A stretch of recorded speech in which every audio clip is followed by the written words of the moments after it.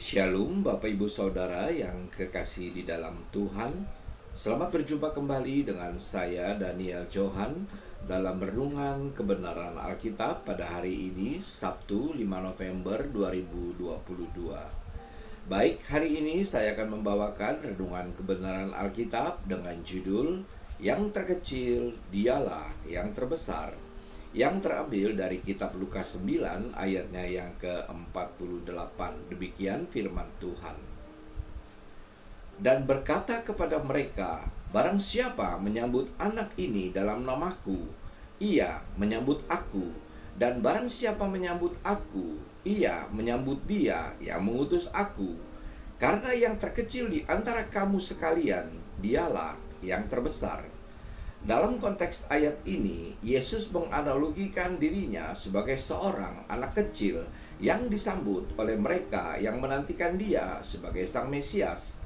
Seolah-olah Yesus mau mengatakan kepada murid-muridnya saat itu bahwa mereka yang menyambut anak kecil itu sama seperti mereka menyambut Sang Mesias, di mana saat kelahirannya orang-orang Majus datang dari timur ke Yerusalem menyambut kelahiran Sang Mesias, Juru Selamat dunia itu.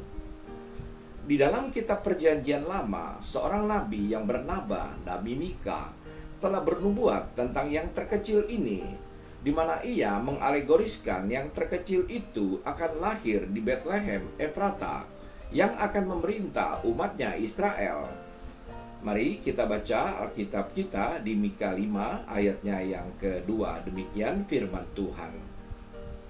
Tetapi engkau, hai Bethlehem Efrata, hai yang terkecil di antara kaum-kaum Yehuda, daripadamu akan bangkit bagiku seorang yang akan memerintah Israel, yang permulaannya sudah sejak purbakala, sejak dahulu kala.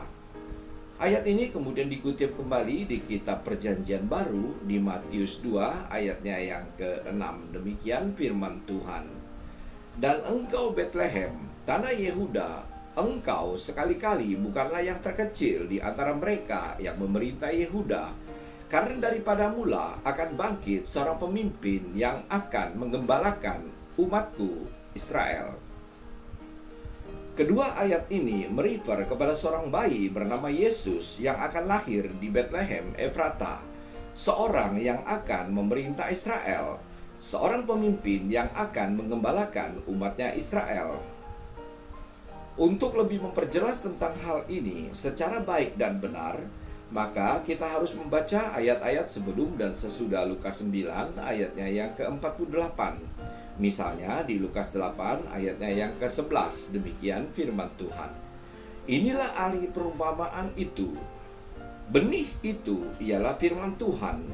Kita tahu bahwa benih atau firman Tuhan itu telah menjadi manusia. Kita baca Alkitab kita di Yohanes 1 ayatnya yang ke-14. Demikian firman Tuhan. Firman itu telah menjadi manusia dan diam di antara kita, dan kita telah melihat kemuliaannya, yaitu kemuliaan yang diberikan kepadanya sebagai anak tunggal Bapa, penuh kasih karunia dan kebenaran. Benih atau firman Tuhan, sang kasih karunia itu telah dianugerahkan kepada seluruh umat manusia. Benih itu telah ditabur ke tanah yang merupakan gambaran hati manusia.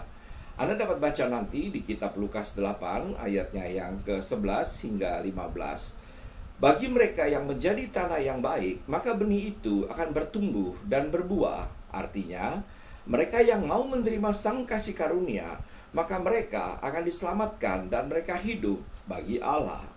Sedang ketiga jenis tanda lainnya adalah mereka yang menolak dan yang tidak setia kepada sang kasih karunia, yaitu sang mempelai laki-laki, Yesus Kristus, hingga akhir.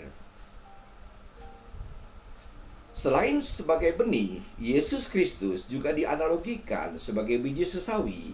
Mari kita baca Alkitab kita di Lukas 13 ayatnya yang ke-19. Demikian firman Tuhan. Ia seumpama biji sesawi yang diambil dan ditaburkan orang di kebunnya. Biji itu tumbuh dan menjadi pohon, dan burung-burung di udara bersarang pada cabang-cabangnya. Dan biji sesawi merupakan alegoris daripada Yesus Kristus.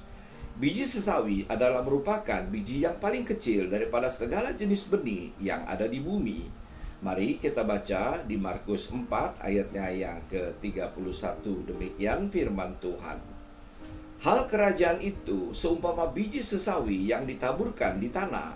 Memang biji itu yang paling kecil daripada segala jenis benih yang ada di bumi. Dan di dalam kitab Perjanjian Lama, sebutan pohon kehidupan sesungguhnya merefer kepada Kristus Tuhan. Mari kita baca Alkitab kita di Amsal 3 ayatnya yang ke-18. Demikian firman Tuhan. Ia menjadi pohon kehidupan bagi orang yang memegangnya. Siapa yang berpegang padanya akan disebut berbahagia. Bapak, Ibu, Saudara yang kekasih di dalam Tuhan, kita juga dapat membaca di kitab Perjanjian Baru tentang yang terkecil ini. Kita baca Alkitab kita di Lukas 7 ayatnya yang ke-28. Demikian firman Tuhan. Aku berkata kepadamu, di antara mereka yang dilahirkan oleh perempuan, tidak ada seorang pun yang lebih besar daripada Yohanes. Namun, yang terkecil dalam kerajaan Allah lebih besar daripadanya. Kitab Matius pun menulis tentang hal ini. Kita baca Alkitab kita di Matius 11 ayatnya yang ke-11. Demikian firman Tuhan. Aku berkata kepadamu, sesungguhnya di antara mereka yang dilahirkan oleh perempuan, tidak pernah tampil seorang yang lebih besar daripada Yohanes Pembaptis. Namun yang terkecil dalam kerajaan surga lebih besar daripadanya. Sesungguhnya yang terkecil itu berbicara tentang Dia, yaitu Kristus Tuhan kita. Sebagai penutup, benih itu kini telah tertanam di dalam hati orang percaya. Artinya, Tuhan telah datang dan berdiam di dalam hati orang percaya. Mari kita baca surat Kolose 1 ayatnya yang ke-27, versi bahasa Indonesia masa kini. Demikian firman Tuhan. Kepada umatnya itu, Allah mau menyatakan betapa baiknya dan agungnya rahasianya itu untuk seluruh umat manusia.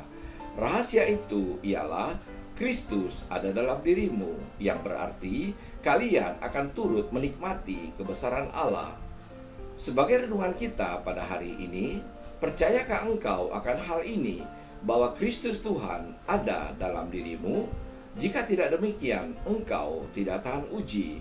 Kita baca surat 2 Korintus 13 ayatnya yang ke-5. Demikian firman Tuhan.